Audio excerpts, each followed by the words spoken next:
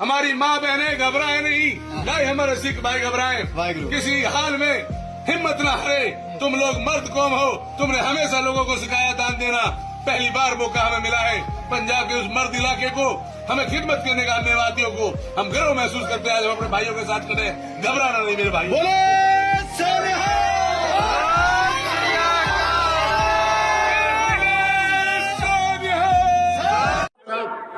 ماشاءاللہ پنجاب والوں کے لیے ہماری مائیں گراج بھی لے کے آئی ہیں، چارہ کاٹنے کے لیے بالٹا بھی لے کے آئی ہے، کپڑے بھی لے کے آئی پہننے کے لیے۔ میرے بھائی دوستوں، ہماری ماں نے کہہ دیا، ہماری بہنوں نے کہہ دیا، ہمارے گھر والوں نے کہہ دیا، ہمارے چاچوں نے کہہ دیا، پنجاب والوں تم گھبراؤ نہیں، ہم ہر قدم پہ تمہارے ساتھ ہیں۔ ہماری مائیں کہہ رہی ہیں، ہماری بہن نہیں کہہ رہا، میرے بچے نہیں کہہ رہے، ہماری مائیں کہہ رہی ہیں، وہ مائیں کہہ رہی ہیں، جنہوں نے سینہ کھول کھول کر یہاں تک کے ناچ لگا دیے، یہاں تک کے ڈھیر لگا دیے ناچ کے بھرے ہوئے، جو اپنے دلوں کو کھول کر ماشاءاللہ سبھی پر یہ دیکھو بزرگ، یہ ہمارے بزرگ ہے، یہ پنجاب والوں نے دل کھول کر ایک کٹا ناچ لے کے آئی ہے۔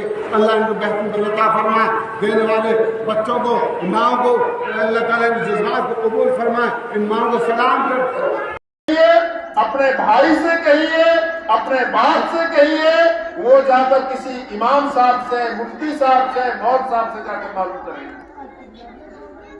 تو ایک بات تو یہ ہو گئی۔ دوسری کہ روزہ 5 دن ایسا سال کے اندر جن میں روزہ رکھنا حرام ہے، عید کا، بقرعید کا اور بقرعید کے بعد کے جو دن ہوتے ہیں، اور آدمی کی خود کی ایسی حالت ہوتی ہے، اگر عورت مہینے سے ہے روزہ نہیں رکھ سکتی، نماز نہیں پڑھ سکتی، البتہ روزوں کی بعد میں قضا کرے گی، نماز کی قضا نہیں کرے گی۔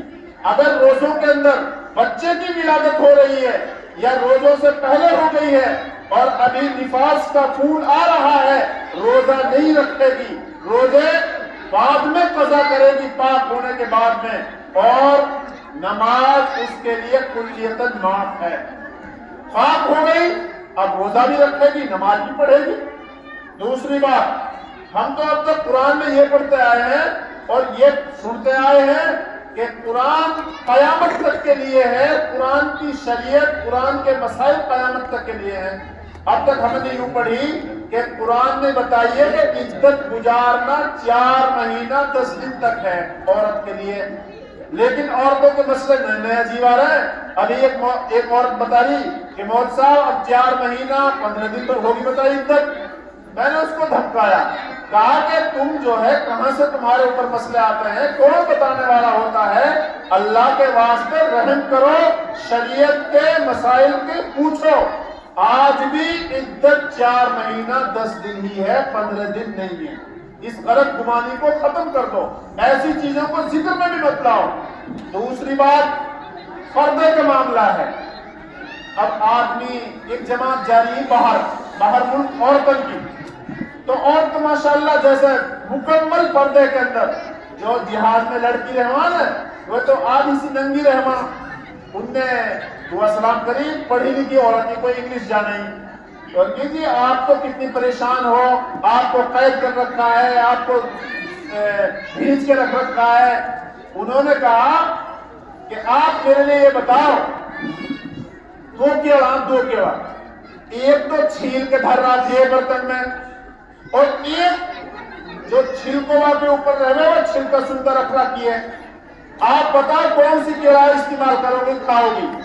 وہاں کی جو چھلی ہوئی کیڑا وہاں کون کھائے گا؟ کوئی نہ کھا سکے۔ وہاں کی جو کیڑا جا کے اوپر چھلکو چڑھو پڑو ہے، ہر آدمی یا چاہے کہ میں اپنا ہاتھ سے چھلکا اتاروں اور پھر میں وہ کیڑا کھاؤں۔ اس عورت نے اس کے لیے جواب دیا کہ تمہاری مثال ایسی ہے جیسے چھلی ہوئی کیڑا، اور ہماری مثال ایسی ہے جیسے کیڑا کے اوپر چھلکو چڑھو پڑو ہوا ہے۔ بڑی عجیب مثال دی۔ پھر دوسری مثال دی، ایک جو بال رنگ کی مٹھائی رہا کافی پنی کے اوپر لپٹی رہا، پنی کے اندر ایک تو نیچے زمین میں پڑی ہے پنی سندا، اور ایک بغیر پنی کے پڑی ہے، پنی سے نکال کے پٹک رہتی ہے۔ صحیح بتا، باڑا کچھ بھی کہیں جائے تو کون سی اٹھائے گا؟ بالک بھائی پنی کے اٹھائے گا، کہوں کہ اس ماٹی محفوظ ہے، صاف ستھری ہے۔ یہی مثال پردے والی عورت کی بے پردہ عورت کی ہے. یہی مثال کہی پردہ والی عورت کی اور بے پردہ عورت کی ہے. اس وجہ سے ہم پردے کو اپنے لیے لازم پکڑے اور اللہ جزائے خیر دے ان استادوں کو اور مکتب والوں کو مدرسے والوں کو جو آج ہماری ننھی منھی سی بچیاں پردے میں نظر آ رہی ہیں. ورنہ پہلے پردہ کو شادی کے موقع پر سسرال والے لاتے تھے برقعے کو. آج تو ماشاءاللہ چھوٹی بڑی ساری بچیوں کو جو ہے پردے میں کتنا اچھا ماحول چلتا ہے کہ ہماری بیٹیاں جو ہے پردے کے اندر آ رہی ہیں, پردے کے اندر جا رہی ہیں. بہت سارے لوگ اعتراض کرتے ہیں لڑکیوں کے مدرسوں پر اور لڑکیوں کے پڑھانے پر.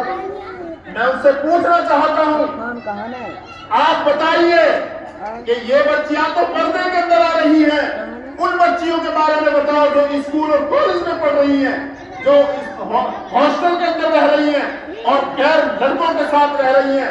بہرحال جب آپ ان کے لیے کوئی زبان نہیں کھول سکتے تو پھر جو قرآن حدیث کی تعلیم پڑھنے والے ان کے اوپر کیوں پیچھے اٹھا رہے. اس وجہ سے اللہ تبارک و تعالیٰ ان اداروں کی حفاظت فرمائے اور جس مقصد کے لیے ان کو قائم دائم کیا گیا ہے ہمیشہ کے لیے ان کو قائم دائم رکھے.